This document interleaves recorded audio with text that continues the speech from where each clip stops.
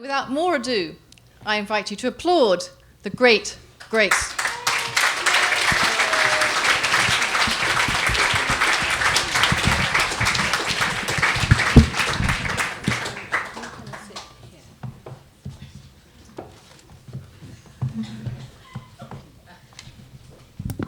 Hi. We'll just get ourselves comfortable. How is the sound for you? Is the microphone all right? Good? We'll see. Okay. Right, so we're going to begin with your early life, because you were born in 1941 in Wales. This is a picture of the hotel that your parents ran. And you grew up in this tiny village, in this tiny island off the coast of Wales, and you went to a convent, is that right? Is that so shocking? Well, I suppose I think it is a bit shocking to have the style director of Vogue being brought up by groovy nuns who apparently roller skated in their habits. Well, you know, they are human beings too. And they had a great sense of humour. Some of them I got to know really well and I really liked, and they were brilliant roller skaters, yeah. Much better than me, you know. But what did they make of you? If we can have the next photograph, you were clearly incredibly glamorous even then. Look at you, you're a glamour person, age 12. Well, they didn't see this side of me because, we wore a uniform. It was a very drab sort of grey and blue, day in and day out. So they didn't see this side of me when I was a bit more dressed up. This is at home. So what was it? What drew the Welsh girl from Anglesey to London? What made you suddenly decide you were going to up sticks and go so far away from home? Well, there was very little to do on that island. I mean, it was enchanting and a wonderful, wonderful childhood that I feel very lucky to have had, because I had to make do. And, I worry these days that kids just look at computers all day, and certainly there was nothing like that, really, because it was so far away, so there was really nothing, so you had to use your imagination. And but how did you get to London? I mean, did someone by invite train. You just bought a ticket? By steam train, actually. No, they thought I was tall. I'm very small now because I kind of shrunk over the years, but somehow in those days I was quite a lot taller, and so tall to the Welsh people meant that you could be a model or something. So I thought, oh, well, that sounds like a good job. And I get to this point and I'm always embarrassed because I say I used to read Vogue, and I guess it always sounds like an ad for Vogue, but it is actually true. That's what I used to read. And I thought that was kind of a wonderful kind of thing to be part of. So I looked at the pages and I thought, well, boy, if I could go there or see this or be with those people, sounds like a good life to me. So I cut out a little coupon and applied to do a modelling course, and jumped on the train with a school friend, and I took a little room in Notting Hill Gate, which was a very rough area in those days. There was all the Notting Hill riots and things, and then to make a bit of money, because my parents, although they had this hotel, it was really only open a month a year, so they didn't make too much money. Is it true you won a competition to get to Vogue? I mean, yeah, I did. I worked in a coffee bar to make money, and then somebody in the coffee bar sent my picture. Which let's have the next one. It's the next one, yeah. This gorgeous picture, which they did at the modelling school. It was, your 25 guineas bought you a picture as well as how to put your makeup on and do your hair. And so off I went, and they mailed this thing in, and then I had to go to a big tea party, and I got chosen as first a finalist and then finally as one of the winners of the young section, because I was pretty young in those days. And then they had you representing, was it the Chelsea set? Is that right? Well, in the pictures, yeah, I think Can you we put see those some pictures. of them? They're fantastic. Oh, look, I mean, you know. Well, no, this is my first, this was when I won the Vogue model competition, and it's with Norman Parkinson, who's such a wonderful photographer, and he was really my mentor through my life for such a long time, both as a model and later on as a fashion editor, and I couldn't help for a better teacher. He was an extraordinary man. Well, you look so aristocratic there. Let's have a look at the next one. Well, models were very aristocratic in those look days. At that. I mean, you know, this is just... and the next this was one? a very early shoot. I can't remember the date, but it's very early 60s. This is the Chelsea set that they brought in all these kids off the King's Road when the King's Road was really buzzing and something worth visiting. Not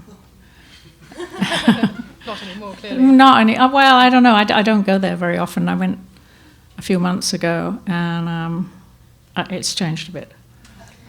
And then you went for a radically new look with Vidal Sassoon. How did that come about?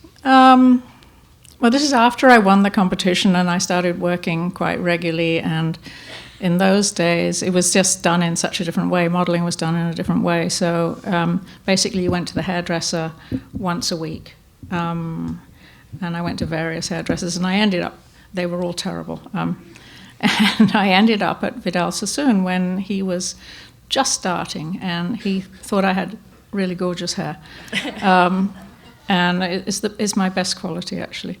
And I did several cuts with him. I became his model. I did fashion shows with him and things. Not fashion shows, hair shows, but.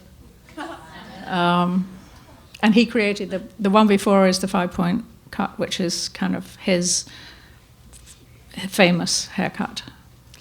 But then your life changed direction. As you got into your late 20s, you decided to move away from modelling and get into styling, basically going from in front of the camera to behind. Well, I think people decided for me, you know, because, you know, you get to a certain point. I mean, nowadays with digital and everything, it's very much easier. You can carry on till, I don't know, actually, I've just done a couple of covers now. They'll be coming out soon. But in those days, when you got to be 26, 27, you were finished, you know, because the retouching wasn't quite as sophisticated as it is now. So, you know, happy for those girls that, you know, all those supermodels, that they're all coming back, and it's amazing what they're doing. Oh, yeah. Can we have the... And we're crying out for them. I was bored with them, but now I'm crying out for them. So this is Grace with her first sitter. This is yeah, Prince Charles. But that was with Norman Parkinson, and he asked me to come along because he was asked to do Prince Charles's investiture, his official portrait for his investiture as Prince of Wales, and I thought that would be really fun. And then when I got there, I was so nervous. I kind of knocked over a chair when I was trying to curtsy, and also, you know, Parks had asked me to make him up because he renownedly has quite a flushed face, particularly because he plays a lot of sport and he plays polo, and sure enough he arrived in with that whole get-up on and with a bright red face. And so I had to go to work with, you know, powdering it down. Well, it looks great. And then you My married... mother loves this one. And then you married Michael Chow of the restaurant Mr. Chow. There's the photograph. He's standing on a box. He was obviously not very tall. Yeah, well, I was tall still. I was actually, I just finished modelling at this point, and it's when I first went to work at British Vogue, but I was still tall. And he's a little bit shorter. Yeah, so I don't think you were supposed to see the box, but it was supposed to be a headshot. They shot it for Vogue, and, you know, I'm renowned for always, in my pictures I do these days, I always like to see the feet because I think it tells a story, and I think this particularly tells a story. So I think he's going to be really upset when he reads the book. Not when he reads it, when he looks at this picture. But you're very funny about working at British Vogue. You describe it like a mad boarding school. Yeah, was I mean? Was I a bit mean? No, you're just very I don't funny. know. I mean, I cleaned it up a bit later on. I mean, they were marvelous people. They're incredible women that worked there with me and taught me everything. And my editor-in-chief there, Beatrix Miller, I totally adore. And she just let me have my head, and she let me develop the style that I have.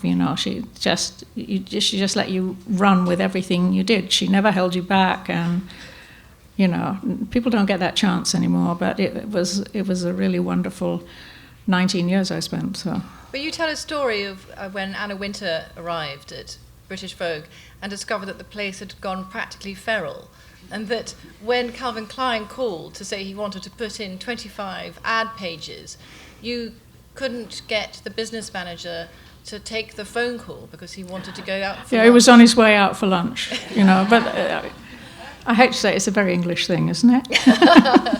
Lunch is very important, and it's about 3 hours, and I knew he'd be probably 4 hours, and by which time, I don't know, we would have lost the space. So I was pretty annoyed because, it's not, you don't normally get 25 pictures in Vogue. Or from one client. So I could not believe that the guy was going for lunch, but he did go for lunch, so what can I... And we still got the pages. And you became very, very almost experimental. If we can go to the Helmut Newton swimming pool. There we are. Now, this is where life and art and celebrity start to seem to mix together. There's you on the end. Who else is there? Well, this is a David Bailey shoot, actually, and this was a picture we took along on the side, because sometimes I'm in my pictures, but not always. And that's me sitting on Helmut Newton's lap, and I'm sitting next to Manolo Blahnik, and the model girl is Angelica Houston. Gorgeous. She was so much fun. And that's David Bailey on the end. We were all much younger in those days, and it was fun. And Newton, you said, always demanded that your assistants wear sexy heels. Or was that you wanted them to wear sexy heels? No, I wanted to Let's go to the next photo. I wanted to put Helmut in a good mood, and he liked sexy girls. So both I and my assistants and anybody that was around that I was responsible for, I said, it's Helmut Newton, girls, just get it together, and plunge your neckline, wear black, mini skirt, and very high heels. So, but I went a step further, and I wore a bikini, and I was kind of lounging around while we were waiting to do the picture, and he just suddenly was inspired and said, "These clothes are so bloody terrible that I think, let's liven them up. We'll put you in the picture." So it was a series of pictures that there's another one, I think, that is... Yeah, they're really good. It was like Picasso had his blue period, Helmut had his swimming pool period, and so he used to do all his pictures at the swimming pool. But I kind of like the juxtaposition of and then when you moved to me and the others. When you moved with Anna to US Vogue, then there's a whole new period. Let's go on to the next photograph. And now we're getting deeply, as it were, almost surreal. Let's go on to the next one. Well, this is a story based on Alice in Wonderland, which I've always thought was a magical story, and I've been at Vogue quite some time before I got to do something so complicated and so gorgeous and also so expensive.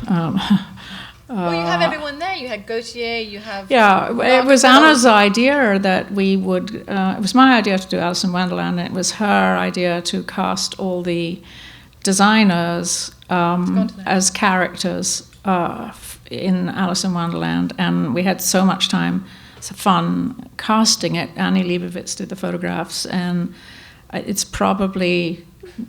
Well, it certainly is in my top 3 series of pictures I've ever worked on, because there's so much that went into it, and just everything worked out so well. This is John Galliano.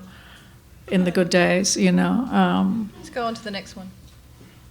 And this is Nicolas Gasquier when he works for Balenciaga. Well, he did until a couple of days ago. Another sad story, but he was just starting there, and so we had him stepping into Alice through the looking glass. So that was sort of setting us up for the next series of pictures, which actually we never did. But one of my favourites is coming up next. This is right. So there's a whole story here. So this is when you paired Puff Daddy with Kate Moss, and you say in the book wasn't my idea. You say in the book I hated Puff Daddy, P Diddy or whatever he's called now. I don't know. I can't keep up with him. So according to the book, Kate Moss was drunk during the shoot. Oh God, I don't know if I can say that, but you know, she drinks a little bit, and it just grabbing her and getting her in place and getting him in place was quite hard, I must say. It all went completely haywire, and I threatened to leave in the middle because I just couldn't find anybody, because not this picture but another picture in the series we shot at a Puff Daddy party that was thrown. Anna Wintour and P. Diddy invite you to a party, and I thought that was a great idea, and we could do reportage pictures. It was the worst idea. That was the worst idea because hang on then. We lost everyone. Well, we're going to, because we have to close up now, we're down to our last 30 seconds, I want to go on to the next one, because this, according to you, the next range of pictures as we scroll through, you say, sums up your philosophy, which is that you don't want to be perceived as specifically modern, it's something much more subtle than that. Can you sum it up for us, to the audience? I think that, you know, even if it's very modern, which tends to say cold, I always like there to be a little bit of romance in it. And these pictures were done by David Sims, who's English, and I call him a young photographer. He's not that young, but he's young compared with others. And I think they're extremely modern, but I think they also have that quality that I think runs through all my pictures, which is there's always a kind of romance and kind of mystery and you know. So I love these. Well, this is in Jamaica actually. They were all his pictures as you flick through that. It has that great combination of modern and romance, no matter what, you know. Thank you very much. Thank you.